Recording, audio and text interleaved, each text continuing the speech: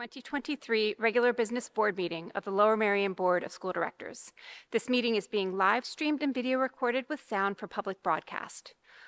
All participants joining via the webinar will need to use the chat feature, which will be made enabled during audience recognition. If you're attending this meeting in person, you should be aware that other attendees may be recording this meeting as permitted by the Sunshine Act. This means, however, that any remarks that you make, even those in the seats, may be recorded by others in the audience. We believe it's in the best interest of the district and the best interest of our students to hear comments from district residents. An opportunity will be given later in the meeting for public comment, both in person and through the chat feature. But first, we are going to start with our commendation for our National Merit students.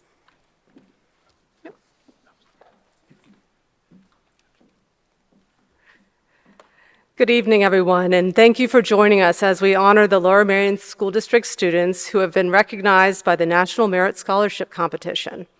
We are so proud of these outstanding students who have achieved an incredible academic milestone, demonstrating their commitment to excellence, hard work, and a quest for knowledge.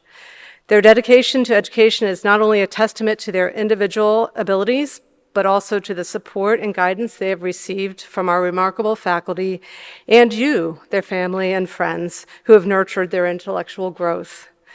The National Merit Scholarship Program is highly competitive, and National Merit Scholarships are among the most prestigious academic awards in the country.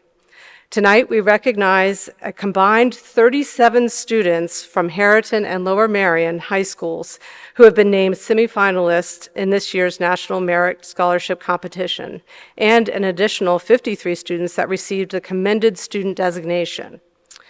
Our Lower Merion School District semifinalists are among approximately 16,000 semifinalists overall and will be eligible to compete for over 7,000 scholarships worth nearly $28 million. More than 95% of the semifinalists are expected to attain finalist standing, and about half of those finalists will win a National Merit Scholarship. It is our true pleasure to recognize these students and wish them all the best as they represent our district and move forward in the competition. Congratulations to the students, their teachers, and their families here tonight. And I will be turning the program over to Dr. Johnson, Lower Merion High School principal. Unfortunately, Mr. Weinstein was not able to join us this evening, but he wanted to assure everyone that it was not due to the Phillies, and there would really be very little that would keep him away from this evening's ceremonies, as they mean a great deal to him, and he recognizes the efforts of everyone in this room to make it happen. So he sends his regrets, but certainly I know has you in his heart and mind this evening. So without further ado, I turn it over to Dr. Johnson. Thank you and good evening, everyone, and congratulations to our 2023 National Merit finalists and commended students. Ms. Schaefer stole my thunder, so I won't say what I said about Mr. Weinstein not being at the Phillies game, but he does want the Phillies to win, but he's not there, I promise. So we're going to start this evening with our Harriton Scholars. As I call your name, please come forward to receive your certificate. Paolo Agasti.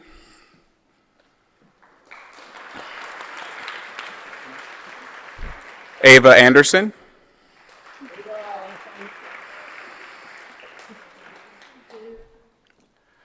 Kaya Backmeyer.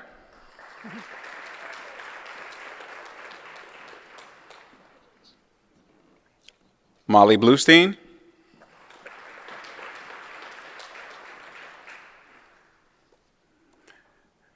Vidi Hojwani. Ariel Byron.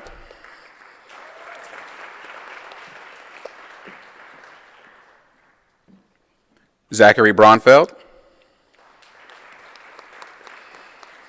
Ross Brotherson.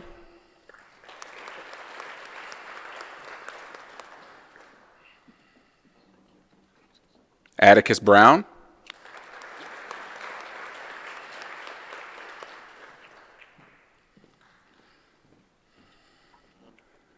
Arnab Chowdhury.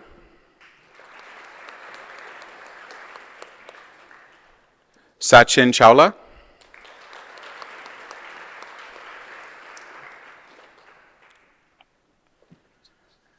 Nidhi Chiayandera,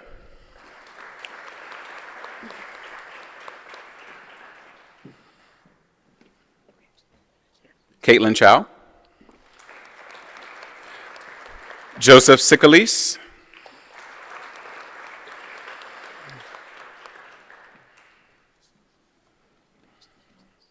Emma Crawford, Andrew Dye,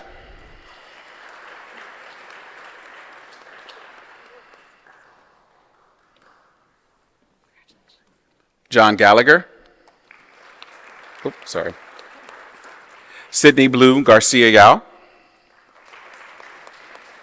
Justin Glozman,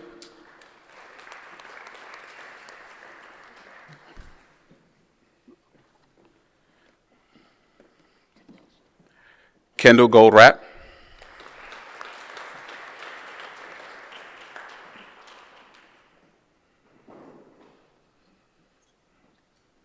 Jeremy Green, Jason Hahn,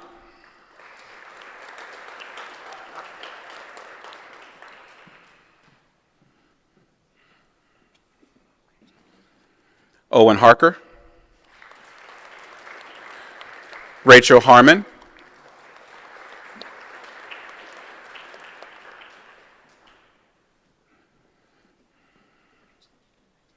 Yoon Jin, Alexander Johnson,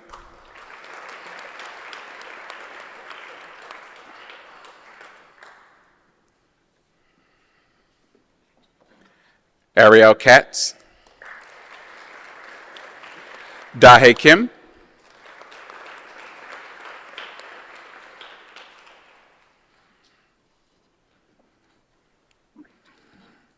Nicholas Leedy, Vivian Ma,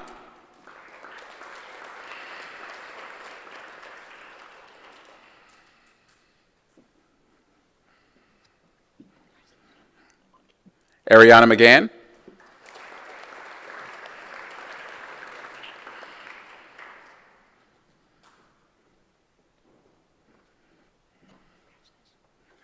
Matthew Moscow, Ethan New,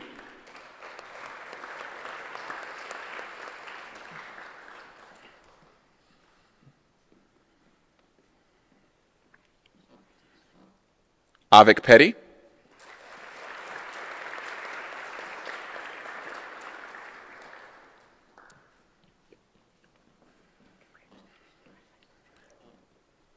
Jonah Pestrak,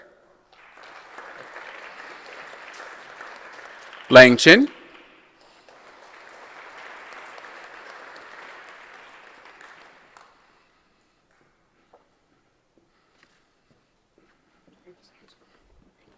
Milan Ramey,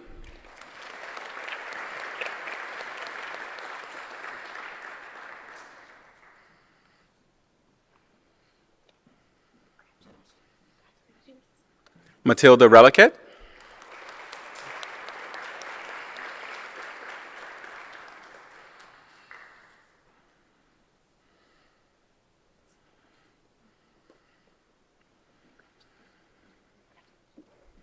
Thane Sharp,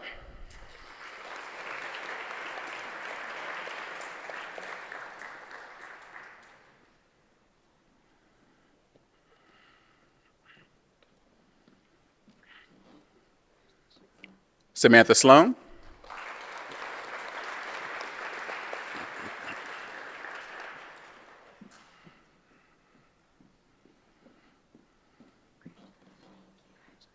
Sloan Steinberg,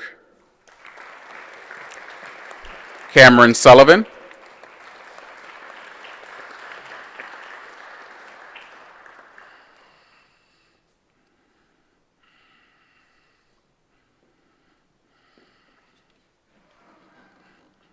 Noah Tomfort Totes,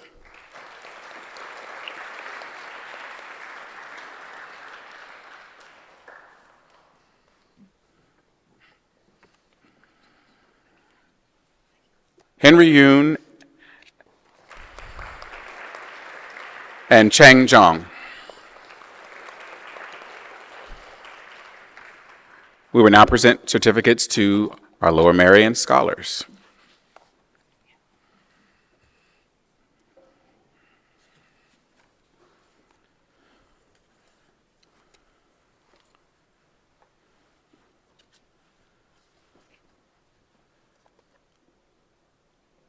Lila Anafi. Isabel Chapman. Alan Chen. Aiden Chinwala.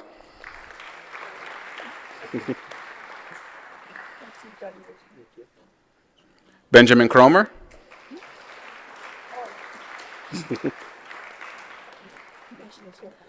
Grant Curry.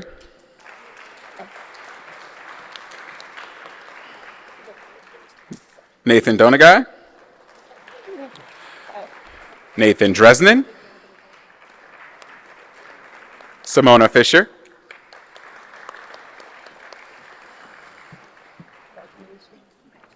Ruben Goatsman. Ava Granwetter.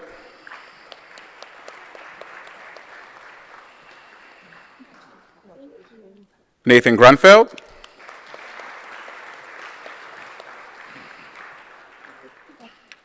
Saram Khan. Connor Kleinman. James Corin.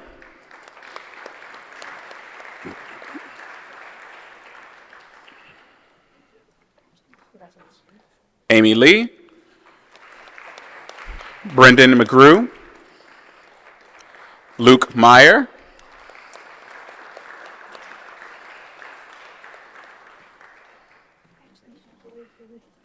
Leela Miller.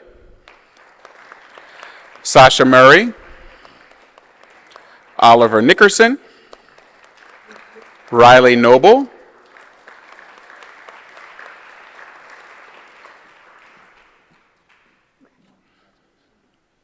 Liam O'Connell.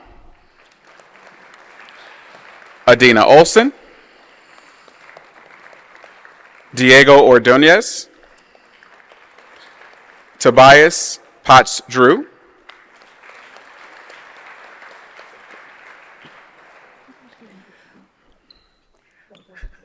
Ian Pulsifer.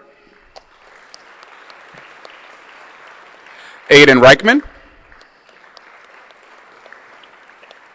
Asher Rosenfeld. Anya Shaper.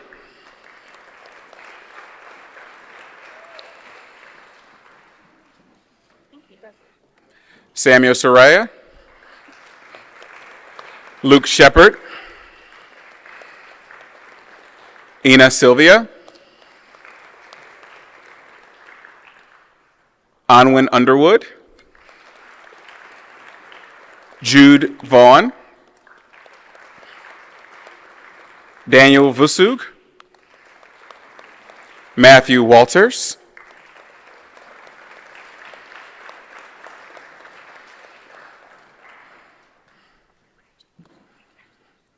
Henry White.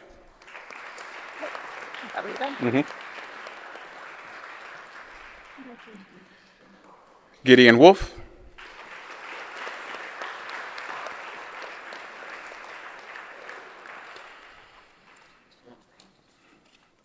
Brian Yee. Margaret Yin. Lucy Zhang. And David Zhao.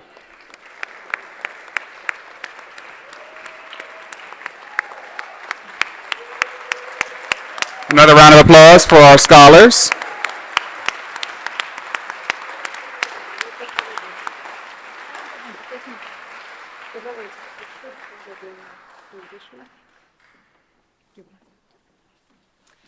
Thank you all. Thank you all. Congratulations again.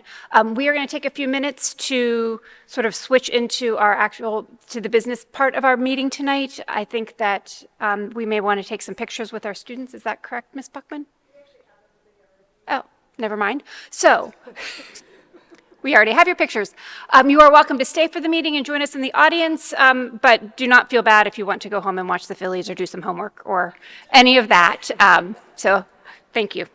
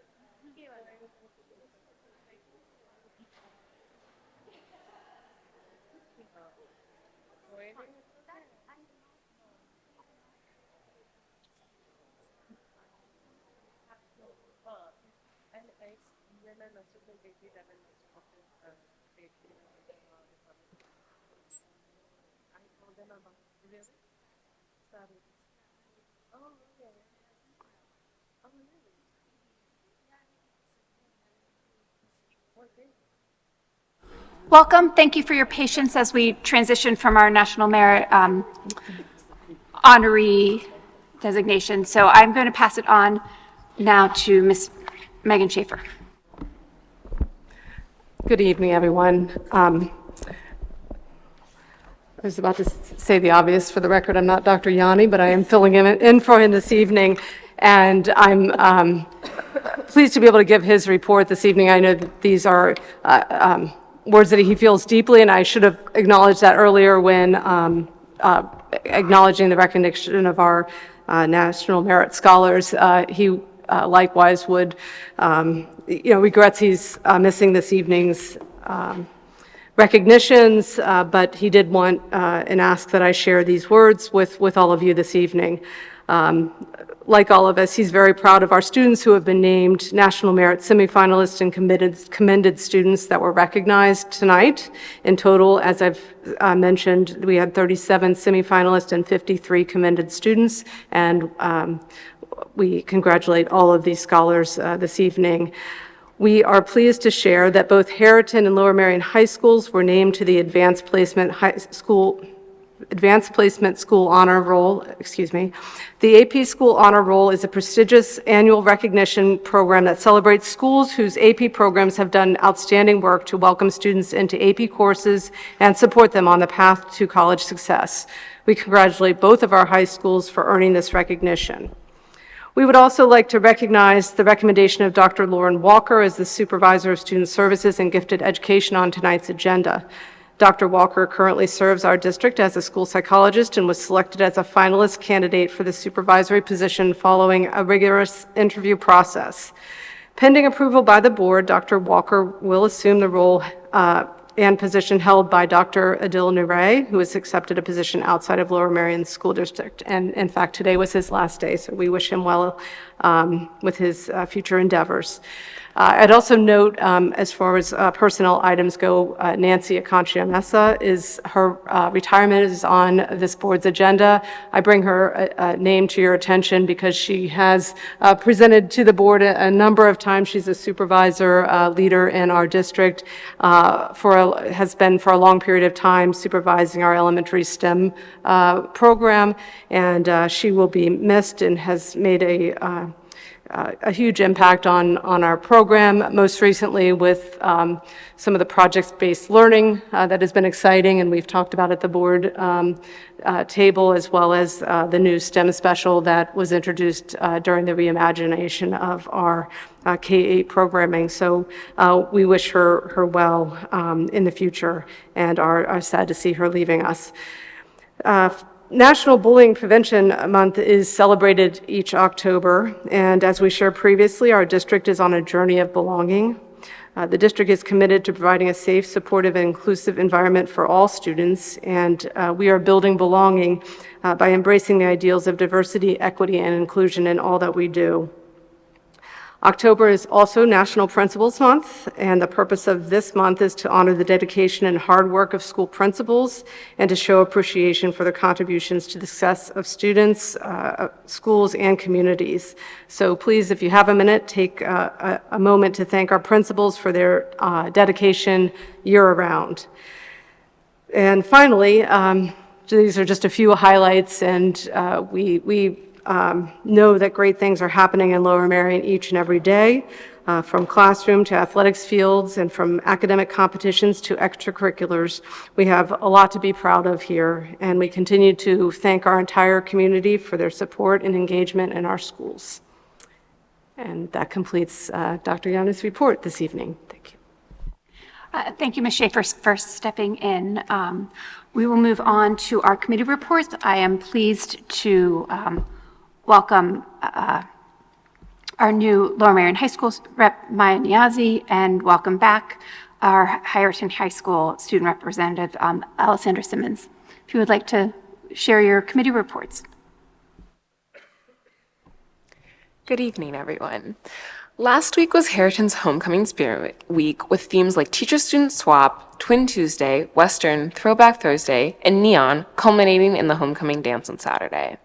Last Friday, seniors also got the chance to participate in a new tradition of senior jeans, with seniors bringing in and painting pairs of jeans. Harriton athletics are in full swings in October, with girls field hockey winning 3-1 on their senior night, girls soccer beating Haverford 2-1, and boys football beating New Hope Scarborough 19-3. To continue, I congratulate my peers on their academic achievement as National Merit Commended Scholars and semifinalists.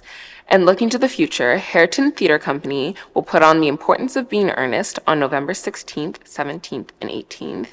The International Baccalaureate Juniors have a retreat on October 23rd, and the 10th and 11th graders will take the PSAT on Wednesday after last week's technical difficulties. As always, thank you for your time.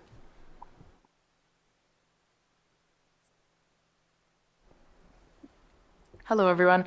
My name is Maya Niezi, and I'm a junior at Lower Merion High School. I'm honored to be the school representative, bringing you our news and sharing our moments of pride.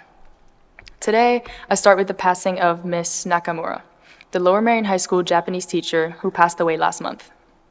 Nakamura Sensei, or Naka, her famous nickname most of our graduate students use for her, was not one of the teachers I had the pleasure of meeting. Today, in honor of her, I share with you a couple of words from some of her students over the years. Hannah Spector, class of 2017. When I think of Nakamura Sensei, I am instantly transported to her classroom. I can feel the warmth, joy, and positivity radiating throughout her classroom, a direct reflection of her beautiful personality. I see her deep belief in each of her students, and I watch her gracefully guide students to recognize their potential. Her classroom was special. She was special. Thank you for caring for us, Nakamura Sensei. Your teachings will always be cherished. Shared by Tamrick Els, class of 2021. Miss Nakamura was a guiding light, an amazing teacher who inspired students with her energetic personality. Even after graduation, she continued to reach out to me. She encouraged me to visit Tokyo this past year, and it was an amazing experience. The impact she had on other students and myself is undeniable, and she's easily one of the best teachers in my entire educational experience. Shared by Alejandro Schaefer, class of 2023. She was the kindest teacher I had in all my years. She pushed through to teach us even when she wasn't in the best health. She truly had a passion to help us learn like no other. May she rest in peace. Now, on to some of the main events that have been taking place recently in Lower Merion. Our volleyball team raised money for breast cancer awareness by selling their Dig Pink shirts for their game on October 4th. Led by Lower Merion Student Council, Cradles to Crayons clothing drive is going strong. Cradles to Crayons provides children from birth to age of 12 who are homeless or in low-income situations with essential items they need. Donations continue to be accepted at the main entrance lobby and lower atrium until October 18th. The team will also plan a trip to the Cradles warehouse in East Falls, where they will do volunteer work. Best Buddies Dance-a-thon on October 6th was a huge success. Thank you to all those who showed up. Lower Merion's pickleball team held its first tournament for this year in the Bryant Gym on Thursday, October 12th. The Lower Merion Music Department Players and Build on Fall Fest took place last Saturday, October 14th, with food, games, and fun activities for the LM community. Our first ever Lower Merion Annual Fall Food Truck Festival was unfortunately canceled due to the weather, and the new date will hopefully be announced soon. Student Council has been coordinating some fun games and lunch and learn for our students to participate in.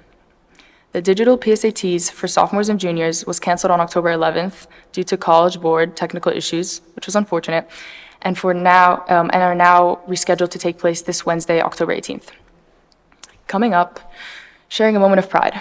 We have 5 teams who have made it to the district playoffs: girls soccer, boys soccer, girls volleyball, boys cross country, and girls cross country.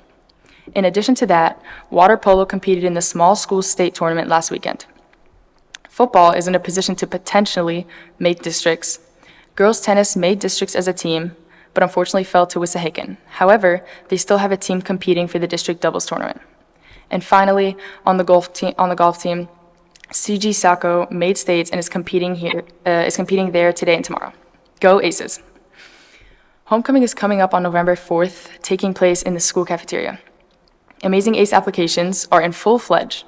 Amazing Ace is our annual talent show where contestants compete for the title of Amazing Ace and win a cash prize for the charity of their choice. The show takes place in January. Radnor Week, the week we play our rivals, Radnor, is coming up starting October 30th. Spirit teams are all busy planning merch, flyers, and more. The LM Pep Rally and Maroon and White game will take place on Friday, November 3rd. Last, but definitely not least, the Lower Merion High School Wellness Day is set for Monday, November 13th. It's a day of no classes and meant to relieve stress, maximize positive interactions, and help us come together as a school community. Thank you. Thank you both very much for sharing what's going on at our high schools. You are welcome to stay and with us this evening, but feel free to go home as well if you so prefer. We will now move on to the board committee reports. And first on our list is the communications report. Mr. Lee. Thank you. The Communications Committee met on September 27th and received an update on Communications Department activities and projects. Recently completed projects included photo galleries and live stream of the high school commencements, school leadership communications, communications around Dr. Yanni's appointment, multiple communications and letters around school taxes and the recently adopted tax rebates, coordination around multiple communications campaigns including Off and Away, coordination of print materials including the district calendar, coordinating or supporting multiple technology projects including the mobile app launch, the Schoology launch, and the new bus status app. Staffing support for National Night Out.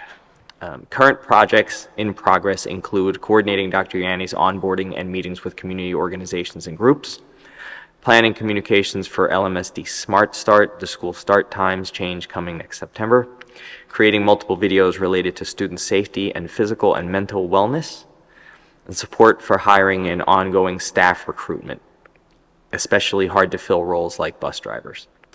A key upcoming project is the Fall Community Newsletter, which will introduce Dr. Yanni to the broader community and district residents and include helpful information around the tax rebate. The next Communications Committee meeting will be on November 29th, 2023.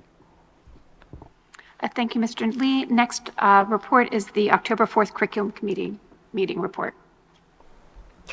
Thank you. The Curriculum Committee of the Board met on October 4th, and first we talked about our summer programs. The programs were successfully moved to this summer from a Monday to Friday schedule to a Monday to Thursday schedule. There were 2,012 students, which is a massive increase from what we saw 10 years ago with 716 in 2013. The programmatic topic breakdowns ended up at academic enrichment being 32%, remediation 2%, accelerated learning opportunities 46%, and support for transition at 20%.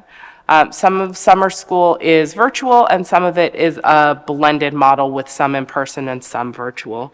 The programmatic offerings were adjusted to accommodate the 5 to 8 transition, and the administration is currently working on an LMSD run health course to run over the summer, and we're on track to make that happen for this upcoming summer.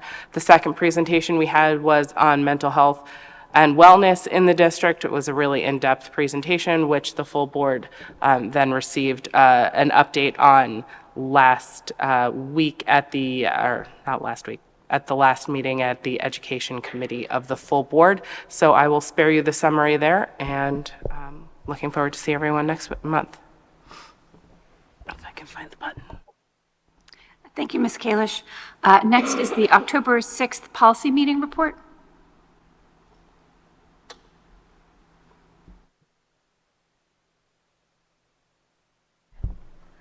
Thank you. The policy committee meeting took place October 6th in the regular business board meeting, boardroom, sorry. The policies that we discussed for second reading or for adoption are student athletics. The purpose of the revisions to policy 151 were to address rule changes governing name, image, and likeness for student athletes. Our intent is to not infringe on student rights, but to ensure that that any student's name, image, or likeness agreement does not violate PIAA rules, which they have set out, or compromise their participation in our interscholastic sports. We'll be going more into this policy in the future and making some more changes. Policy 004 was read for a first reading. Actually, it's coming back for a first reading. Policy governs the process for developing and adopting policies in the district. The proposed revisions have been discussed previously at the committee level and are intended to create efficiency without sacrificing the rigor of the process. For example, streamlining non-substantive changes such as changes to nouns, usage, or job titles. 007 was discussed for a first reading. This policy and regulation address the procedures for how the board conducts public meetings, including but not limited to advertising, public comment, and agenda structure. The targeted discussion item relates to proposed start times for future meetings. Then we discussed policy 810. This policy and regulation aim to comprehensively address the scope of student transportation in LMSD. For the purpose of this initial discussion, the solicitor was asked to review the current language together with legal requirements to assist the board and public in understanding the parameters of where and how we can make adjustments that may serve to maximize both sleep and instructional time for students. We discussed policy 804, school day for students. This policy sets forth the length of the standard school day for the instruction of district students in accordance with state law and board policy. This is being adjusted to reflect the changes that will take place to start time effective September 2024. We then discussed Administrative Regulation 137, district-issued electronic devices. We're making a small adjustment to the language regarding reporting of missing or stolen devices. Specifically, the language will be expanded to include parent or guardian or staff who file a report regarding such an incident. The next policy committee meeting date is November 3rd. Thank you. Thank you, Ms. Robinson. And then our final committee report this evening is Ms. Schaffmeister with the Facilities and Purchasing Meeting Report. Thank you. The Facilities and Purchasing Meeting, the committee met on Thursday, October 12th at 8:30 a.m. and we discussed the following items. We recommended for approval the list of district bills. There was no purchasing report this month. There was no district contracts for review this month. We recommended for approval $9,600 for mainline school nights for a license agreement to use 40 rooms at LMHS over 8 nights from February 27th to April 30th, 2024. This is for their spring classes. We recommend for approval Presidio Managed Service Statement of Work, subject to solicitor review, in the amount of $56,395.56. This is over 3 years at $776.52 per year from starting December 1, 2023 to November 30th, 2026, and they will perform networking monitoring. We recommended for approval CDW quote for $168,192.25 to provide Lmsb with better visibility and enhanced detection ability, while also benefiting from the Secure Work Security Operations Center providing 24/7 network security monitoring and response. There were no Black Rock Middle School changes or orders this month. As the Black Rock Middle School update, the remaining completion of work includes the lighting control system installer continues to repair system problems and replace defective devices such as occupancy sensors. The punch list works is ongoing to replace dead trees before the seasonal window for planting trees closes. The cost to date, including all disputed claims and an $11,800 credit from Gessler for unused contract allowances, the total project cost is $105,922,125, which is higher than the projected cost at the time of contract award, but less than the original construction estimate. The approval of change orders on the construction project to date equal $5,246,768. 90% of these change orders result from 4 main causes, 42% from additional work related to soil excavation and site preparation, 21% omission or errors made by subconsultants, 17% omissions or errors made by the architectural firm, and 10% requested made by Lmsb. For community comments, there were no comments. We had no community members attend this meeting. The next facilities and purchasing meeting will be November 16th at 8:30 a.m. in the Administration Building Boardroom. Thank you. Thank you, Ms. Schaffmeister. Moving along on our agenda, we have no additional agenda items to add on this evening, so we will move into the audience recognition. At this time, we will hear public comment. If you would like to speak at tonight's meeting and have not signed up with Mr. Orlando, please do so now. For those of you joining us via the webinar, the chat feature will now open, and you will see a 10-minute timer appear on your screen. You can submit your comments and/or questions via the chat feature. Please be sure to begin with your full name and where you reside within the district in order for your comment to be shared, and that is true both for in-person comment and comments via the webinar. I'll wait a moment as individuals sign up to speak.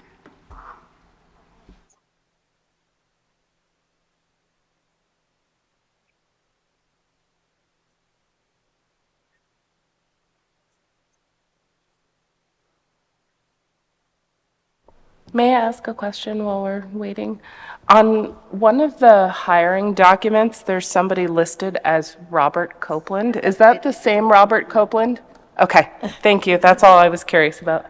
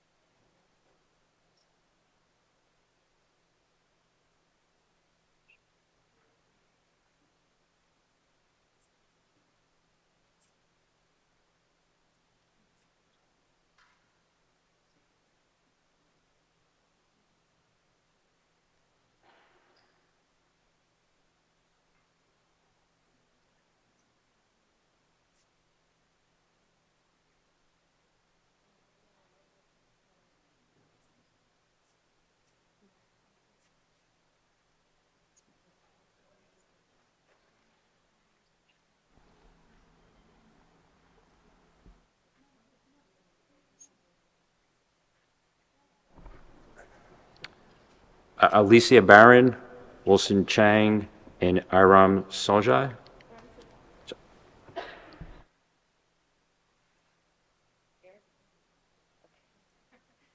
Bringing flashbacks.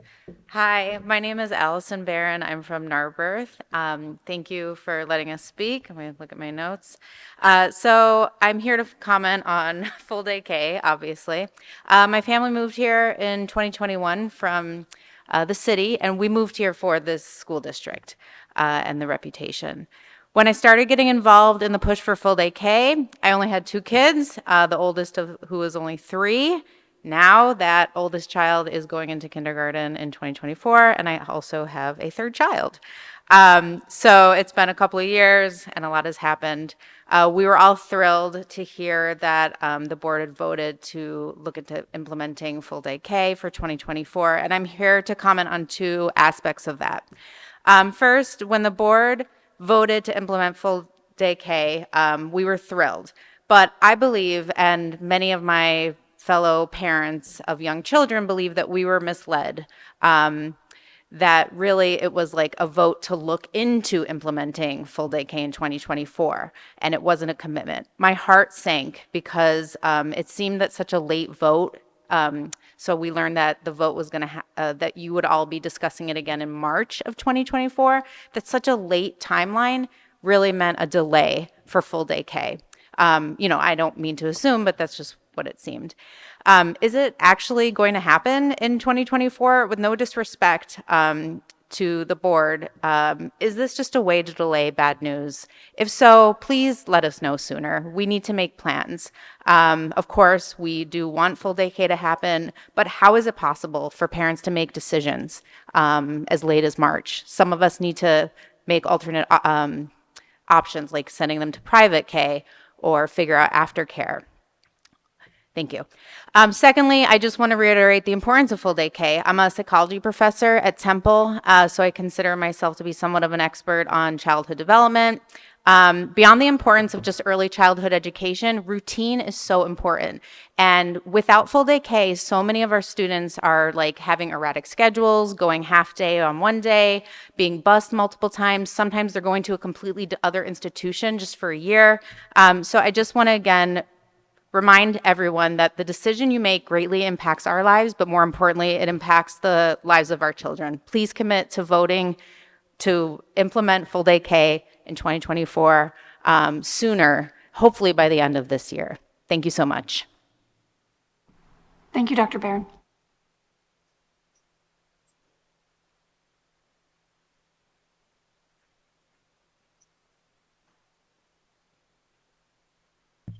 Hey, everyone.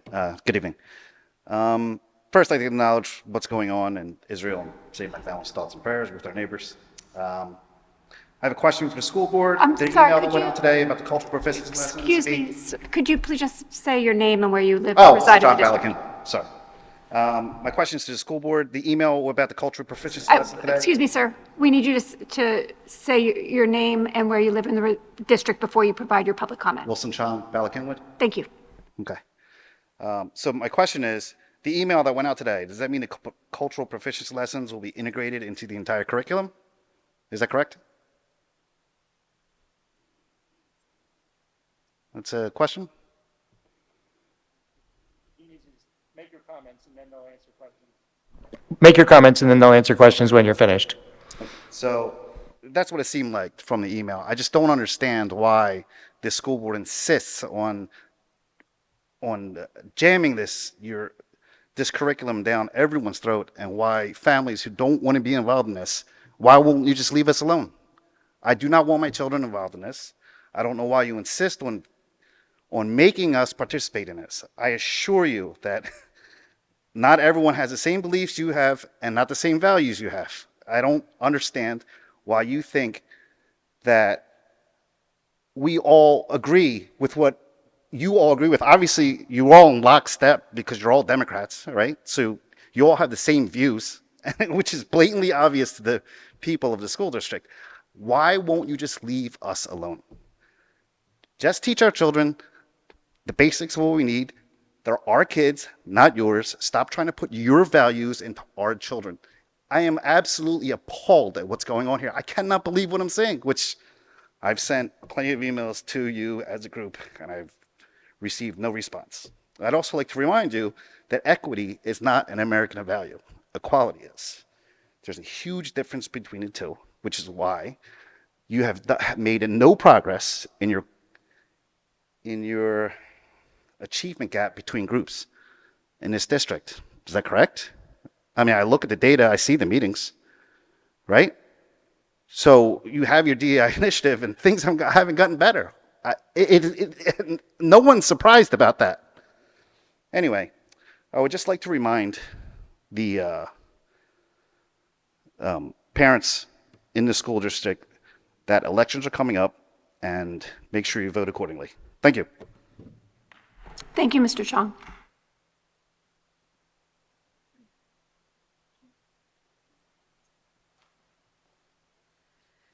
Good evening, everybody. My name is Iram Shujat, and I've been a Lower Merion parent for as long as I remember. I'm from Wynwood, Pennsylvania. The first thing you notice as soon as you enter any of the school building in Lower Merion is there is no hate. And unfortunately, for the past 1 week, as much as we are trying to say there is no hate, the kids who are not like part of that, like I understand that there are a lot of kids who are affected like immediately because of their families, but the kids who have got nothing to do with it, they're feeling very vulnerable. I have a child who goes here. She has anxiety issues, and I'm very thankful because the counselors and everybody has been so amazing with them. But now she has not been coming to school since Friday again. She's like, I feel vulnerable even if somebody doesn't say anything to me. I feel because of my religion, they're like judging me. So those emails which have been, okay, there was 1 day, 2 days, 3 days, that's perfect. nobody's denying it. Nobody denies if something happens or if innocent is hurt or something. But instead of just making it feel like we all are in it together, because when I moved here, we were treated as family. This is my third child in the school. But suddenly, if we feel like we were always like a hand, but now like we are feeling like we are a finger which nobody needs. So if my daughter says suddenly doesn't feel comfortable coming to the school, the Friday emails, everything which was coming, she's like, what if I go there and they will think, oh, here's the one child who's coming here because we got email regarding so and so. What is that poor child got to do? There are very innocent children here who don't actually know exactly a lot of things.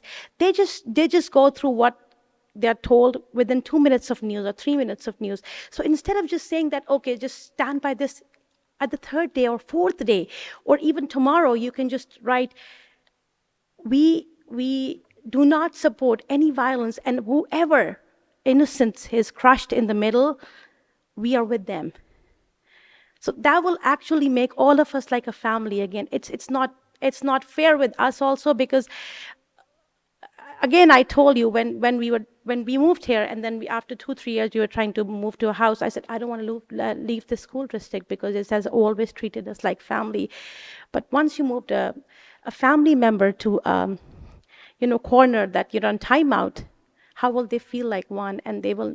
It's not fair. And when we send the emails, instead of just generic emails reply, you can just tell them, we'll make sure that your child is not affected, and we'll make sure the others one are not affected. We do not want any party to be affected. So just don't single us out. It just doesn't mean like fair. I know I just have 30 seconds, but you know how the fear of everybody has gone to. I was dropping my daughter in New York, and just some random bunch of kids just accidentally tripped me. And I was scared, like, do they know I'm Muslim? That's why they tripped me. Maybe it was not. It must have been nothing. But we don't want anything like that, please, in the school area. Thank you so much. Thank you. Anam Khan, Bayista Khan, and Ben Myers.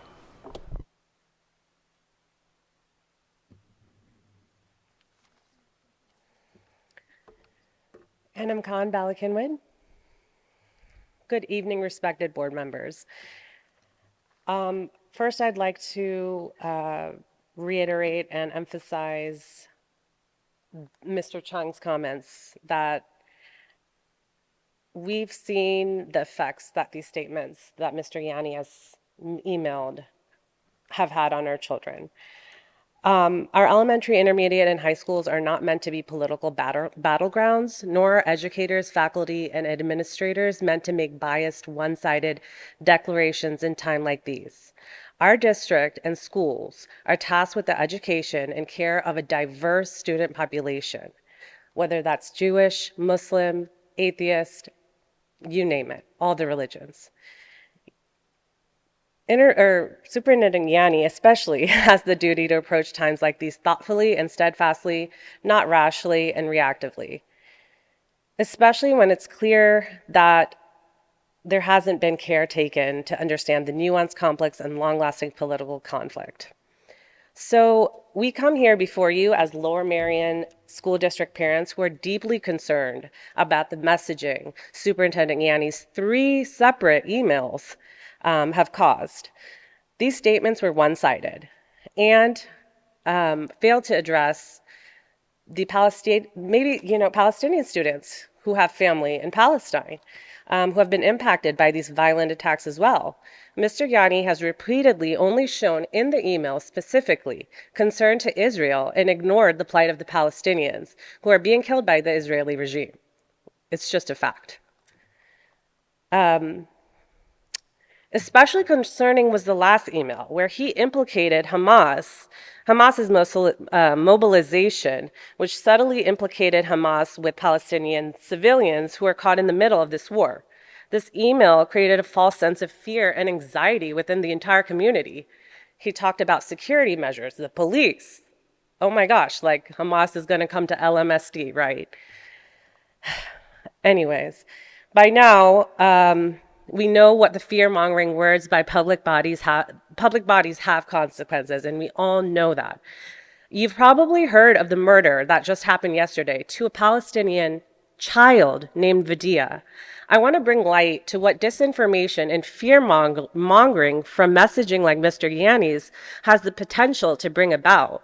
Vadia, pictured here, a 6-year-old Palestinian American kid. He's a boy who loved his family, soccer and basketball. Wadia had turned 6 years old a few weeks before. So, sorry, I was looking at the time. He paid the price for the atmosphere of hate that we are seeing here in the United States. Ma'am, thank you. Thank you.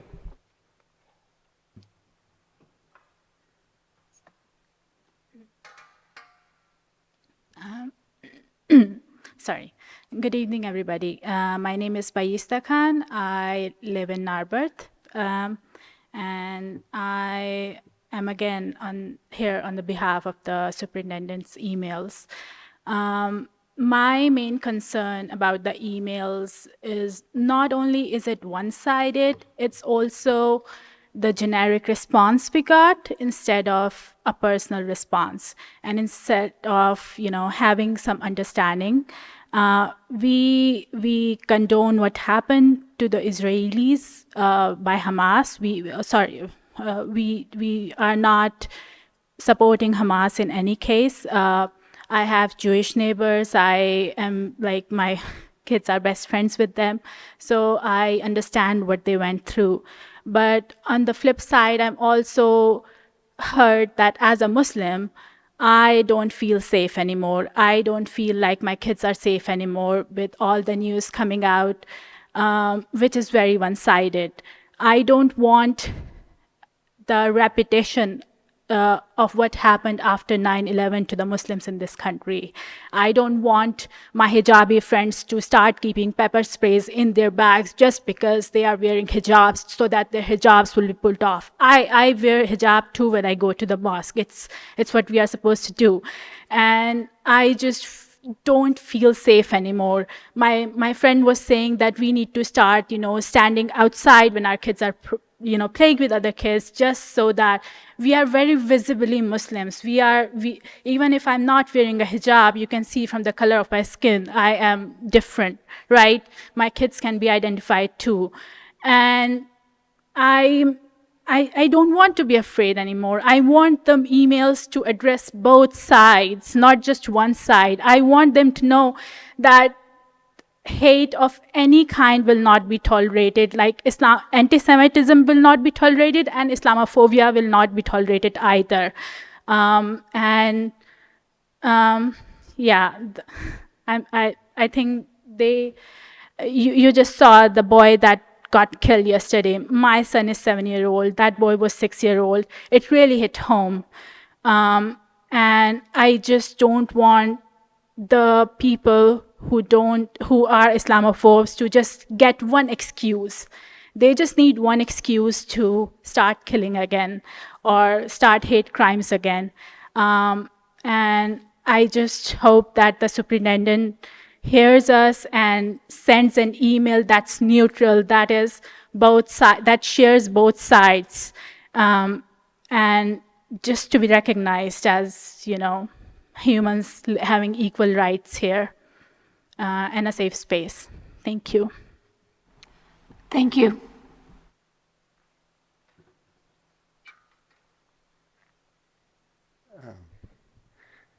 Good evening. My name is Ben Meyer from Penn Win. I have 4 kids, older kids that went through, including one tonight, and two young twins on the way. So it's a great school district, and we're very lucky to be here. So I'm supportive of building this is about the fields.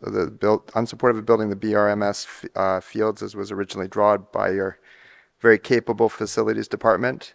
I had met with Mr. Lill and his capable staff. It was a while ago, must have been 6 years ago, roughly.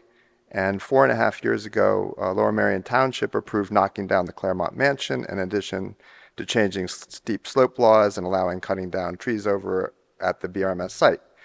You funded the school, $140 million. It's beautiful. I've taken a little tour. It's state of the art.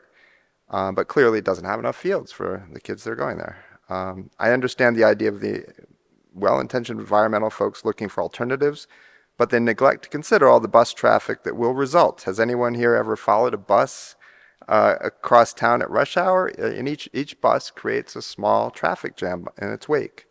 And those folks have also failed to consider the time it takes to get home. Penguin Elementary School kids, athletes already get home the latest when they go to middle school of anyone in the district. I ask you to realize it's been 4.5 years since the kids have had, and the kids have real needs. My own son, again, who was up here, their ultimate Frisbee team frequently has to scrounge for fields due to lack of space around town for these fields. The Sedgley fields that are used in Philly for some of their tournaments may be changing to football, so those fields might be not available anymore. It's been 4.5 years. Does LMT, Lower Merion Township, have any ideas that are closer to Bryn Mawr Middle School than the property you folks bought? When you did buy the properties, the town was well aware, when they approved the tear down, that which sports needed to be played. They were aware that you had bought this property or were about to buy it. They knew that, all of this stuff was known 4.5 years ago. Trees can be replanted. Even in front of Penguin Elementary School near me, in the front of Penguin, there's plenty of room for compensatory trees. You don't need to feel guilty about using the fields for sports you bought. The world cuts down 500 old-growth trees per second. Okay?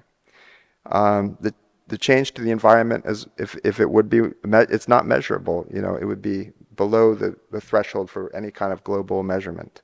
So please work with Lower Merion Township. Stand up for the kids' Title IX rights. They do need the fields, not longer commutes. It's been 4.5 years, and I'm asking you and your leaders to be a little more aggressive in using the fields you bought, since they are so close to Bryn Mawr, to BRMS. And thank you for your service. Thank you. That concludes the in-person. Thank you, Mr. Orlando. Mr. Riss, could you please share the comments via chat? Yes. First comment is from Dr. Pam Pojamovsky, McDonald, Wynwood. I want to endorse full-day kindergarten and was hoping that this would be done for fall 2024. Please keep working towards this. Thank you. Next, Dina Yaski of Wynwood. I'm commenting tonight to remind the board and administration of the absolute necessity to institute full-day kindergarten in the school district for next year. As a member of the full-day kindergarten committee, I have seen that the logistical, space, and facilities issues can be addressed and solved for next year if they are prioritized and given accesses to the financial and personnel resources they deserve. Additional time is not needed if we get to work and earmark the funds. As a parent of a current kindergartner this year, I've also seen how 2.5 hours of instruction a day is simply not enough. In the last week alone, I have received emails from Dr. McGloin about the wonderful learning opportunities available to my son, in addition to foundations, reading, math, science, social, emotional learning, gym, and library at least. As an educator myself, I know it's impossible to give the diverse group of students the time they need to learn it all. The lack of time to provide repeated practice, small group intervention, reteaching, and extension contributes to achievement gaps and exacerbates the need for remediation and support services that would not be necessary given proper instructional time in the school day. I want our young learners to have the time to learn, explore, play together more than 15 minutes a day, and begin their time in our district with confidence. Full-day kindergarten can accomplish this and is long overdue. Make it happen for next year. Greg Peppel, Narberth. I'm concerned about the lack of commitment to full-day kindergarten. It's time to start talking about, quote, if it will happen, end quote, and start talking about, quote, how to make it happen, end quote. We're looking for certainty for our families and stability for our kids. The logistical challenges held up as excuses have been resolved by virtually every other school district in our state. It is possible to enact full-day kindergarten and possible to do it quickly, but it requires full-throated commitment without excuses or hedging. Next, Miriam Vinci, Balakinwood. Last spring, the board voted unanimously in support of full-day kindergarten, targeting a September 2024 implementation. I am urging the board to continue doing the necessary work to make this a reality. It is crucial that our youngest learners have access to full-day kindergarten as soon as possible, especially given how the pandemic has robbed these youngest learners of social and academic opportunities. Please make a decision to make this a reality in 2024 as soon as possible, given registration for many private kindergartens must happen by December. Thank you. Next is Indira Gurabhagavatuchula of Bryn Mawr, of Penn Sleep Medicine physician. Thank you for your work on later start times. Just writing a quick note to indicate full support of this important policy change, which aligns with the recommendations of the American Academy of Pediatrics, American Academy of Sleep Medicine, CDC, and numerous other professional organizations. Delaying start times for high school students is required to allow them sufficient sleep, given their biological drive for later sleep onset and wake-up times. Student sleep health must be a priority to support their academic performance, mental and physical health and safety. Please continue your work to ensure that this change occurs successfully in fall 2024. Katie Duboff, Ardmore. I join many other parents in asking for a clear timeline on the implementation of universal full-day kindergarten. The community was led to believe this would start in September 2024, and now we are hearing a final decision won't be announced until March. This is far too late for parents to plan for their children. Please do not delay. We need full-day kindergarten in this district and ask for your support to keep this as a top priority and make it happen in September 2024. And the final comment, virtual comment, is Jill Altschuler, Marion Station. There has been a palpable silence ever since the horrific attacks began in Israel over a week ago, including in this school community. I would urge everyone to read Mark Levy's article in the Marionite, the Lower Marion High School student newspaper, for some good insight into what this feels like. Dr. Yanni issued a statement, yes, but since then, what has there been? If the district does nothing else, you should at the very least use this as an opportunity to provide resources for our educators and counselors to first educate themselves on how to lead a conversation on this specific horrific situation. It does no justice to any of our kids to be silent. There are a wealth of objective, unbiased resources available. It's not too late, ever, to educate our staff in order to do justice to our kids. That concludes the comments. Thank you, Mr. Roos. I'd like to offer some responses and reflections to the comments this evening, some of which are just drawing upon what Dr. Yanni shared during last week's meeting. I apologize. To start around full-day kindergarten, we recognize that as an administrative team, it is a priority for us. It's a priority for the board. It's something that we, are constantly talking about, considering. There are some important factors that are in front of us, namely the enrollment study, the Montgomery County Planning Commission enrollment study that was referenced last meeting, and we anticipate a presentation in November. That will give us updated data. We are concerned with some of the data that we saw this year around first grade, and I think it's critical that we receive an updated report this year so that we can make sure that we're planning in accordance with, again, the most updated projections that we can have available to us. The other major factor, although there are many, we talked about facilities, we talked about staffing, and there's a price tag to all of this.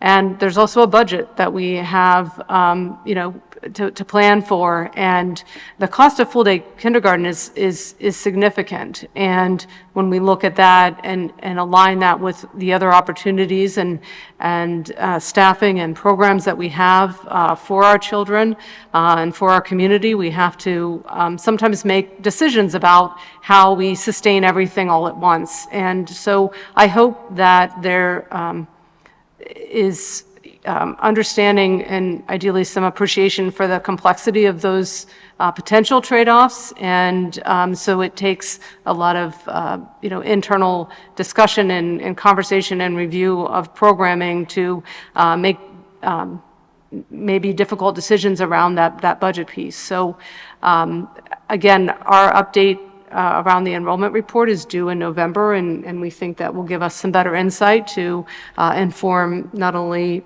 the administration, the board, and the community about how things are progressing at that time. So we don't anticipate that there is no communication between now and March. In fact, we think and hope to update the community as we move along and know more as we close in on those enrollment numbers, as well as the budget implications of full-day kindergarten. So that is where we are, and again, it is a priority of ours and is continuously in front of us on a regular basis as an administrative team. Regarding the other comments that were made this evening, and certainly ones that we, as an administrative team, and on behalf of Dr. Yanni, though I'm sure he would like to be here to address them directly, because my experience is, and what I've seen is that when he does receive questions or comments directed at him, he does respond personally and uniquely to those inquiries. So if I'm not able to satisfy, tonight, the questions that were raised, please do follow up with us. And as I'm sure Dr. Yanni would want to directly respond. We've talked a lot about the messaging that has gone out, and we do, as a team, communicate and endeavor to communicate with a lens of ensuring that our communications reflect our intent to create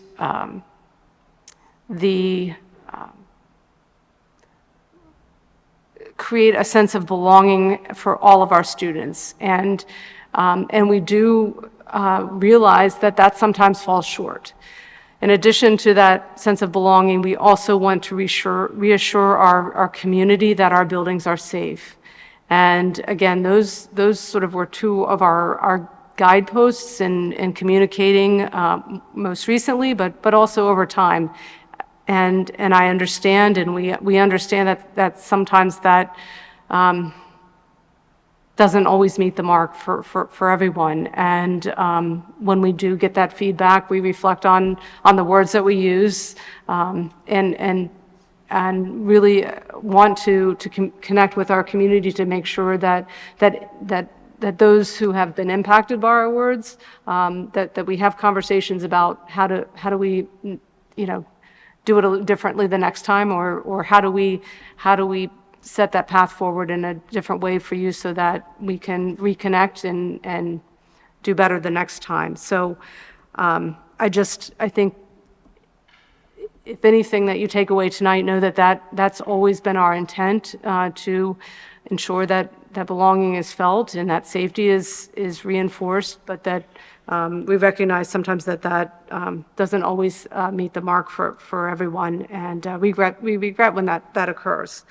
And then as it relates to the cultural proficiency lessons, and I think through the same lens, our goal is to ensure that all students feel connected to our school building, and to trusted adults within our schools. And I think sometimes what the words we use create confusion, and I think that's true with cultural proficiency sometimes.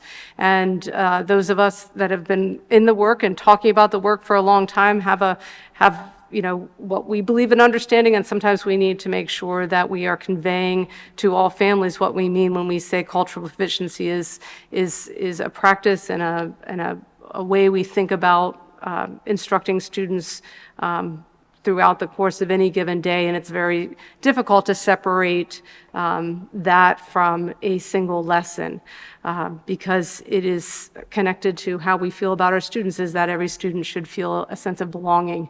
And from an identity perspective, that means that they come to school knowing that they can be their authentic selves in school, and that is valued and respected and honored at an individual level, at a family level, and at a community level. So again, I encourage for follow-up that we have individuals available to talk more specifically about that, and we are always open to conversation because that's how we move the needle forward together as a community. And I hope that I've done Dr. Yanni justice in my remarks this evening, and again, I think he would appreciate the follow-up as well, and he will address it when he returns.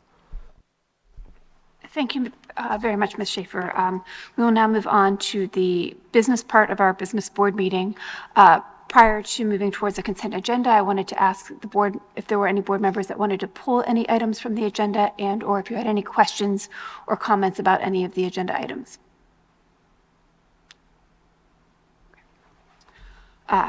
So do I have a motion to approve tonight's agenda via consent? So moved. A second? Second. All in favor? Aye. Aye. Any opposed? Any abstentions? Motion passes. So now, do I have a motion to approve tonight's agenda? I have a motion to approve tonight's agenda. A second? Second. All in favor? Aye. Aye. Opposed? Any abstentions? Motion passes. Thank you all. Mr. Roos, can you please give a report on the Sunshine Act? Yes, the board met in executive session on October 9th, which will be last Monday, to discuss labor relations. There was no executive session prior to tonight's meeting. Thank you, Mr. Roos. Our upcoming board meeting dates, which are held at 8 p.m., usually in the District Administration Office boardroom, unlike this evening, are Monday, November 13th is the Education Committee and Supplementary Regular Board meeting, and then Monday, November 20th will be the regular Business Board meeting. Upcoming committee meetings will be held in the boardroom. These meetings are all live streamed. The committee meetings start at 8:30 a.m., unless otherwise noted, which the first is, which is October 25th, Wednesday. The Equity and Anti-Racism Committee will be at 7 p.m. via Zoom. Wednesday, November 1st is the Curriculum Committee meeting. Friday, November 3rd is the Policy Committee meeting. Thursday, November 16th is the Facilities and Purchasing Committee meeting. Those again, all at 8:30 a.m. in the boardroom. And on Wednesday, November 29th will be the next Communications Committee meeting. That is at 7 p.m. via Zoom. Upcoming community or district events. Tomorrow morning, the Inter-School Council has its hot topic on school safety and crisis management. That'll be followed on Wednesday evening, a joint committee for special education and ISC meeting on strategies to keep kids safe. That is via Zoom. And then this Sunday at 9 a.m. is the inaugural 5K and Fun Run in honor of the Sean Hughes Memorial Fund. That's at 9 a.m. here at Arnold Field. There being no further business, this meeting is concluded. Thank you.